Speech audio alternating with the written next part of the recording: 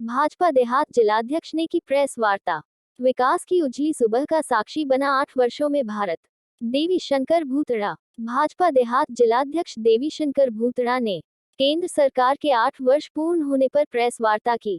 जिलाध्यक्ष भूतड़ा ने प्रेस वार्ता में केंद्र सरकार की उपलब्धियां गिनाई, वही राज्य की गहलोत सरकार को बताया नकारा और मौका परस्त।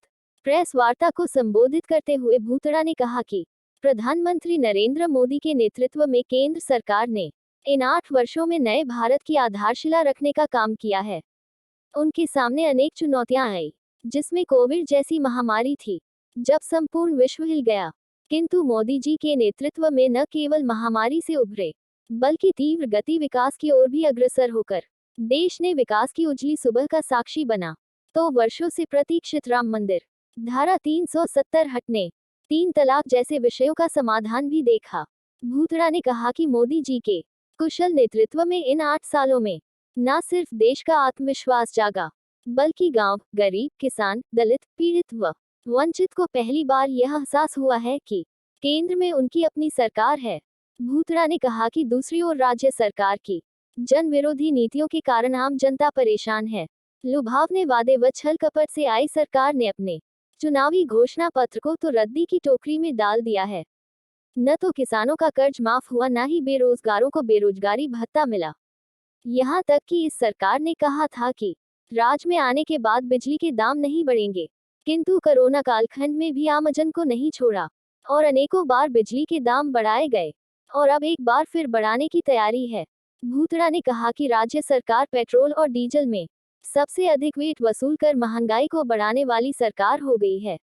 आज आमजन को उनकी मूलभूत सुविधाएं देने में यह सरकार नाकाम रही है। जनता को उसकी मूलभूत सुविधाएं बिजली, पानी, चिकित्सा, शिक्षा, सड़क जैसी मूलभूत सुविधाएं भी देने में नाकाम रही है और कानून व्यवस्था भी चौपट हो गई है। डकैती, बलात्कार, लूट व चोरी यह दिन के अखबारों की सुर्खियां बन रही है, तो भ्रष्टाचारियों की यह सरकार रक्षक बनी हुई है। भूतड़ा ने कहा कि भाजपा ने निरंतर सरकार के खिलाफ बिगुल बजाया है, समस्याओं को ध्यान में लाए है। एक बार फिर 7 जून को जन आक्रोश रैली कर रहे हैं, जिसमें स्थानीय स्तर पर संपूर्ण संगठन व जनप्रतिनिधि तैयारी में जुटे हैं।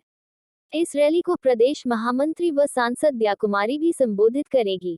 प्रेस वार्ता में जिला उपाध्यक्ष शक्ति सिंह रावत, मंडल अध्यक्ष महेश मेहरा, एस मोर्चा जिलाध्यक्ष चेतन गोयर, जिला मंत्री अनिता बैरवा आदि मौजूद रहे। बोलिए सर।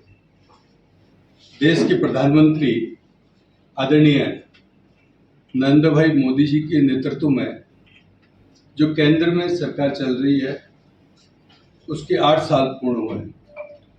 उस उपलक्ष्य में आज की ये प्रेस वार्ता है, जिसमें आप सबका मैं हार्दिक स्वागत एवं अभिनंदन करता हूँ। मित्रों, 2014 से पहले जो देश के अंदर वातावरण था, वो देश में बहुत ही निराशा का वातावरण था। देश में चारों ओर हाहाकार मचा हुआ था। भ्रष्टाचार और घोटालों की खबरें रोज प्रतिदिन अखबारों की सुर्खियां बनती थी। लेकिन 2014 से देश की जनता के अंदर मोदी जी के प्रति एक आशा की झलक थी और ये 2014 से जो अब 8 साल पूरे हुए हैं, मैं ये कह सकता हूं, देश ने विकास की एक नई सुबह होने का साक्षी बना है। जो आम जन के लिए, चाहे वो गांव हो, चाहे गरीब हो, चाहे किसान हो, और चाहे माताएं हो, चाहे युवा हो, हर वर्ग में मोदी जी के प्रति एक विश्वास जगा है। देश में इस केंद्र सरकार को लेकर आत्मविश्वास जगा है। पहली बार देश के अंदर जो अंतर्राष्ट्रीय स्तर पर ख्याति प्राप्त की है मोदी सरकार ने, मैं समझता हूं कि देश की आज़ादी के बाद पहली बार ऐसा लग रहा है कि देश विश्व का सिरमौर बनने जा रहा है।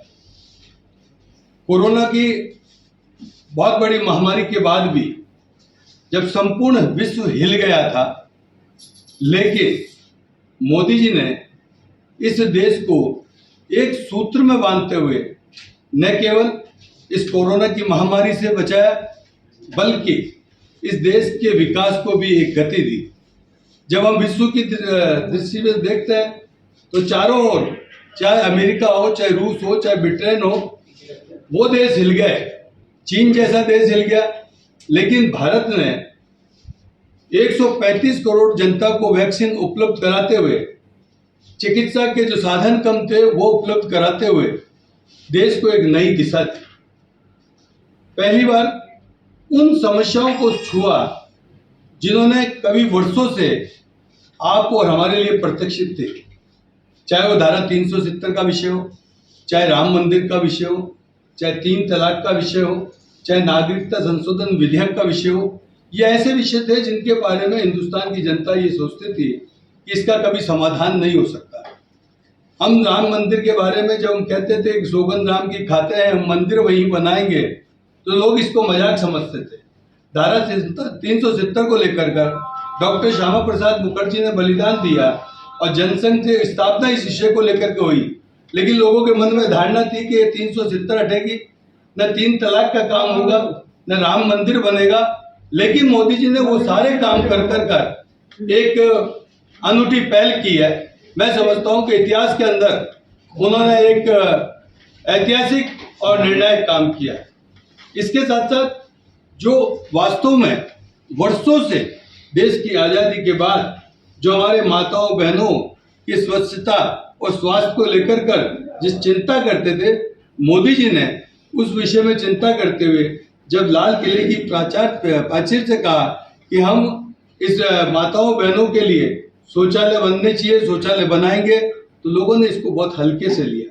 लेकिन आज मैं कह सकता हूं कि जिस तरीके से शौचालय निर्माण की बात हो, चाहे उज्ज्वला गैस की बात हो, चाहे आयुष्मान योजना की बात हो, ये ऐसी योजनाएं लाए जिससे क्रांतिकारी परिवर्तन हुआ है।